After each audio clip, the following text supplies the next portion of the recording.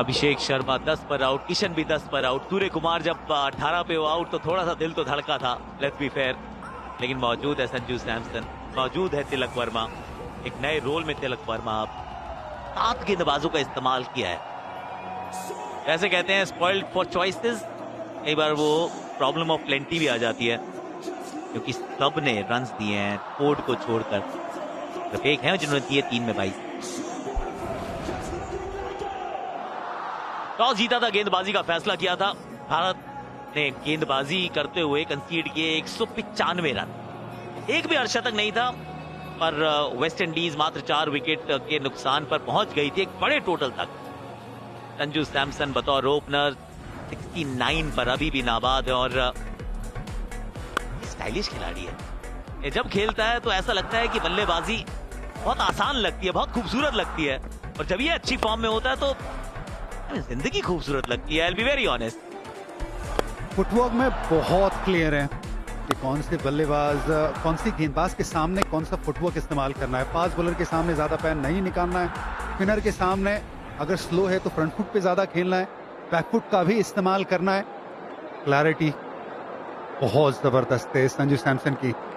अभी side on package आएगा ना कुरैशी, उसमें ज्यादा बेहतर पता चलेगा उनके फुटवर्क के बारे में। बिल्कुल, 2010 में शतक लगा था काश भैया वेस्ट इंडीज में, आज वो दूसरा शतक लग रहा है संजू सैमसन का ईडन गार्डन में।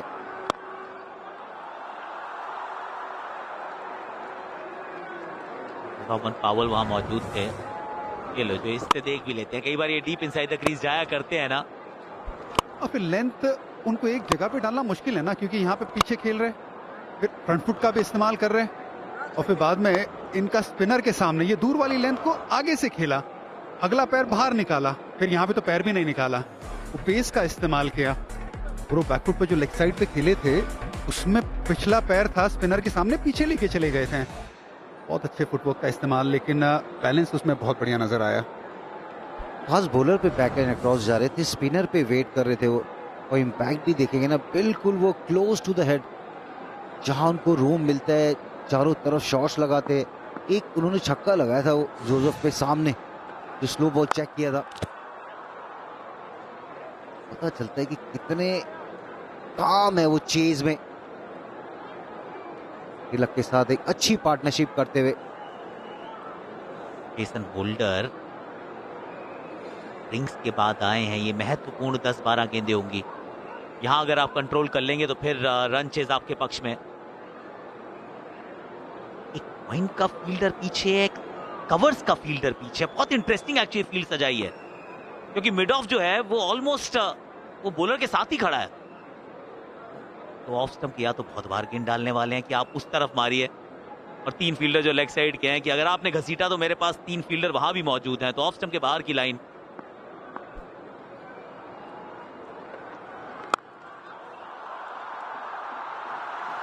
वहां फील्डर था तो सही, लेकिन रोक नहीं पाएगा, बल्ले से गेंद बुलेट की स्पीड पे निकली है through that extra cover reason.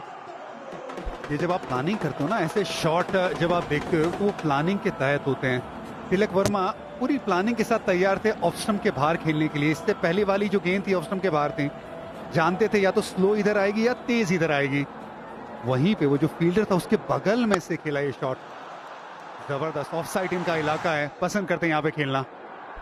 Cover और डीप पॉइंट के बीच में ना 39 मीटर का डिस्टेंस था, वो उसी के बीच से लगाया वो शॉट।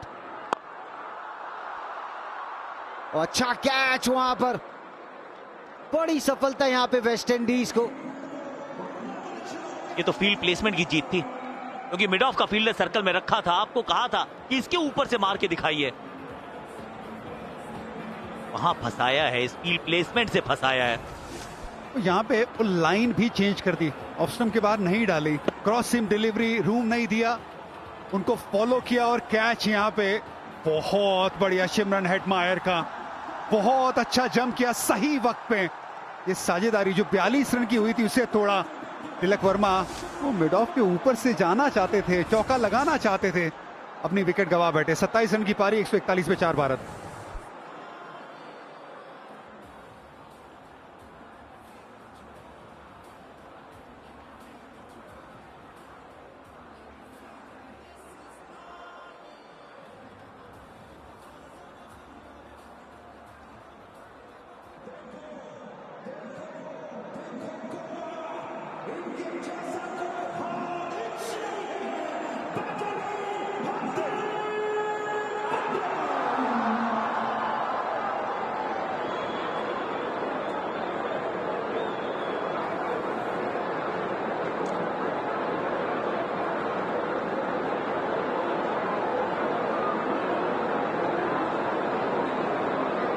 छह नंबर पे हार्दिक पांड्या आए हैं। हार्दिक पांड्या 10.3 रन प्रति ओवर चाहिए अभी। 2226 रन। इनको हम क्लच प्लेयर कहते हैं, इंपॉर्टेंट प्लेयर समझते हैं।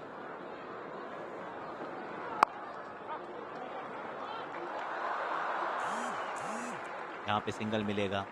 दोनों राइट हैंडर्स आ गए तो इसका अर्थ यह है कि अब गुदकेश मोती और अकील हुसैन दोनों गेम में आ सकते हैं। ये जो विजुअल्स आने वाले हैं ये गूगल पिक्सल 10 प्रो कैमरा से आएंगे। ये वाला विकेट वेस्ट इंडीज को तो भाएगा, पर वो ईस्ट ऑफ इंडिया में किसी को पसंद नहीं आएगा। हमारा बंदा आउट हुआ है ना।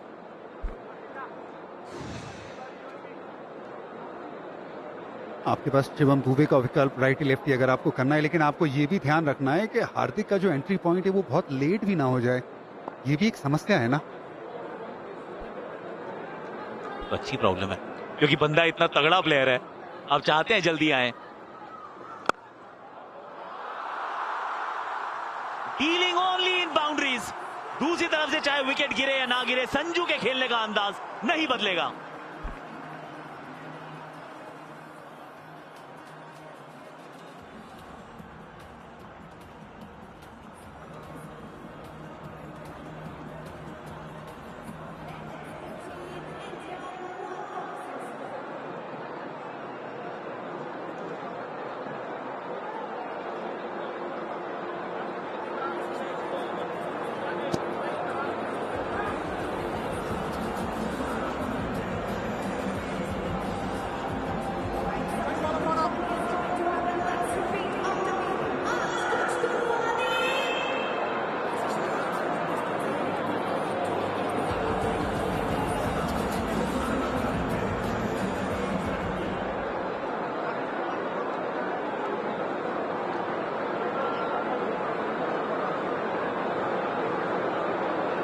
दस का पहाड़ा, 10 एन ओवर, 30 में 50 चाहिए।